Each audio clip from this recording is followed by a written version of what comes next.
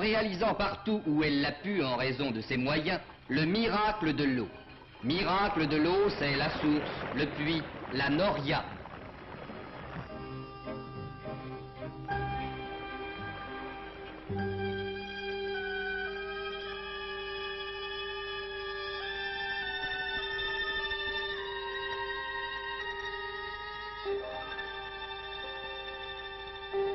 Miracle de l'eau, c'est, surgissant au milieu des terres désertiques, l'apparition d'une oasis née de la présence d'un puits.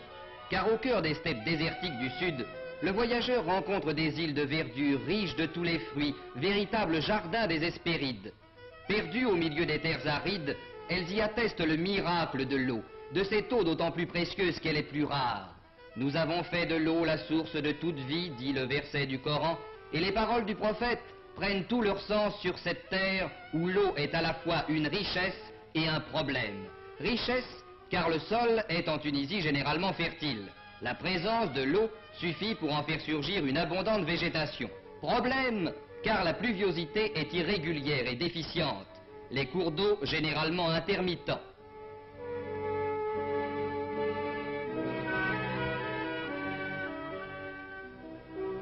Selon la saison, Telouenne n'est aujourd'hui qu'un champ de sable et de cailloux, alors que le fléau de la sécheresse décime les troupeaux, ruine les plantations et anéantit les récoltes.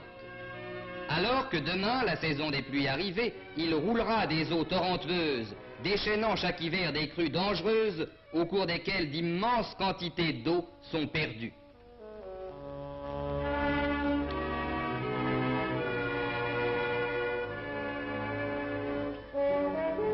Déjà, voici 2000 ans, les Romains avaient parfaitement compris l'importance du problème, et les traces qu'ils ont laissées témoignent de l'immensité des travaux entrepris pour résoudre le problème de l'eau.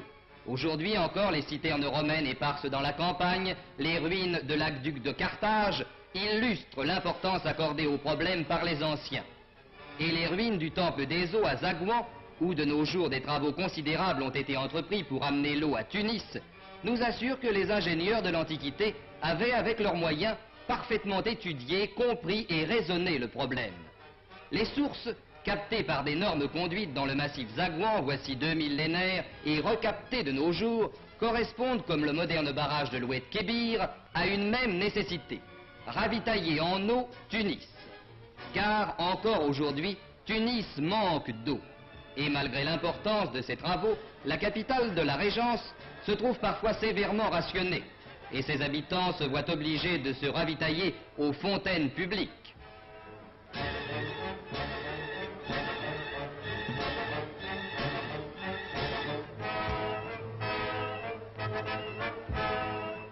Mais l'eau a d'autres rôles à jouer en Tunisie, où la mise en valeur de chaque province dépend de ce problème, dont les données varient selon les zones géographiques. Sur la Medjerda, à l'heure actuelle, un seul barrage existe, celui d'El Batam, très ancien, puisqu'il fut construit par les Romains, restauré au XVIIe siècle et si mal conçu qu'on doit ouvrir toute grande ses vannes à la moindre menace de crue. Ce barrage, dont la destination première était l'irrigation par submersion des terres environnantes, ne sert à l'heure actuelle qu'à relever le niveau du plan d'eau pour la station de pompage de Tebourba, où l'eau puisée dans le fleuve est recueillie dans un vaste bassin pour être distribuée ensuite, en fonction des besoins, dans les plantations et les jardins des environs. Tebourba, qui se trouve donc être l'un des plus anciens centres où l'homme a domestiqué l'eau, ne se contente pas de vieillir dans une abondance figée. Autour du périmètre actuellement irrigué, les cultures sont appelées à se développer.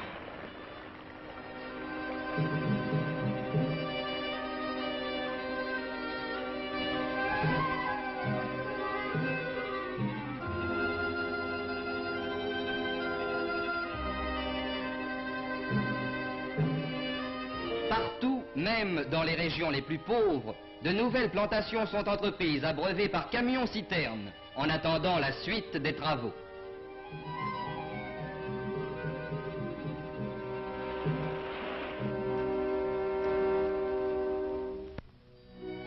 Un vaste programme de travaux a donc été entrepris dans la région d'Aïn Dram, le barrage de Ben Metir qui fournira à Tunis 100 000 mètres cubes par jour. 4 autres barrages, celui du Meleg, affluent de la Medjerda, celui du pont de Trajan celui de Sidi Salem et celui de Tollerville, tous trois sur la Medjerda, régulariseront le cours du fleuve et décupleront son débit au cours des mois secs. Ce vaste programme est commencé. Près de Casserine, avec l'appoint de la main-d'œuvre des chantiers de solidarité, de profondes tranchées sont creusées et de petits barrages élevés pour retenir les eaux de ruissellement et faciliter leur infiltration. Ainsi espère-t-on, dans cette seule région, favoriser la mise en valeur d'un territoire de 50 000 hectares.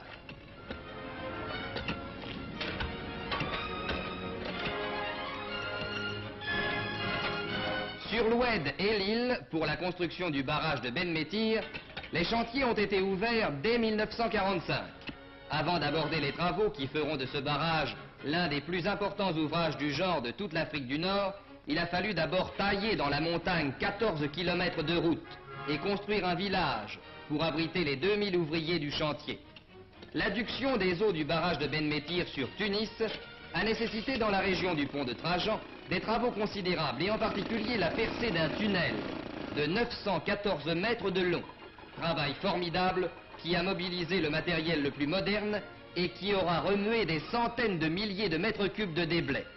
Le barrage de Ben Métir, avec le percement du tunnel du pont de Trajan et les 135 kilomètres de conduite qui amèneront l'eau à Tunis, sera sans contredit pour l'Afrique du Nord l'un des chefs-d'œuvre de la technique française.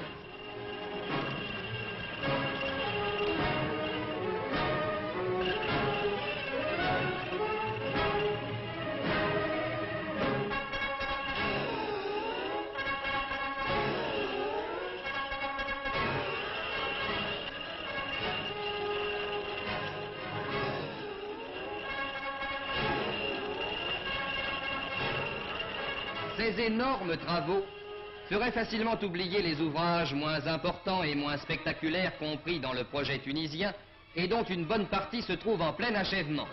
Puits artésiens multipliés dans toutes les régions, nouveaux puits qui utilisent soit le jaillissement naturel, soit des systèmes de pompe dont le rendement est 250 fois supérieur à celui des Norias, captation des nappes à débit permanent et conduites de toute taille qui serpentent aujourd'hui à travers la campagne, franchissant les cours d'eau, se diversifiant en canaux et en rigoles, allant porter partout cette eau vivifiante qui humanise la terre, fixe l'homme et crée la joie de vivre.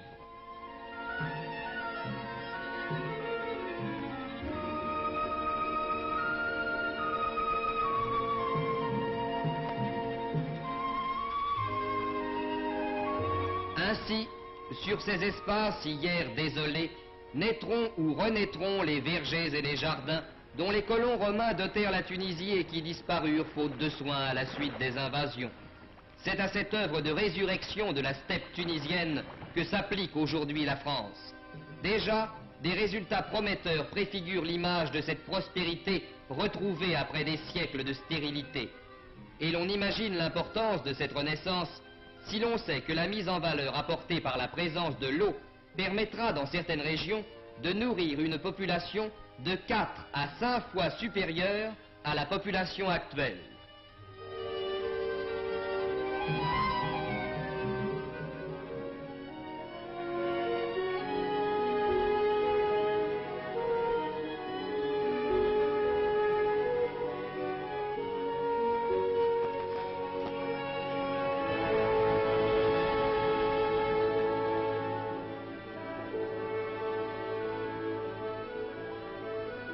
L'eau, perdue voici des siècles, commence à se retrouver. Sur toute la terre tunisienne renaissent les puits et les canaux. L'eau reparaît, ramenant avec elle la vie, la prospérité et la joie. La baguette de Moïse est devenue le rotary de l'hydraulicien moderne. Si nous ne savons pas encore faire tomber l'eau du ciel, du moins l'avons-nous fait jaillir du sol pour donner la richesse à des terres stériles. En Tunisie, le miracle de l'eau, c'est d'abord le miracle de l'homme, le miracle de la technique française.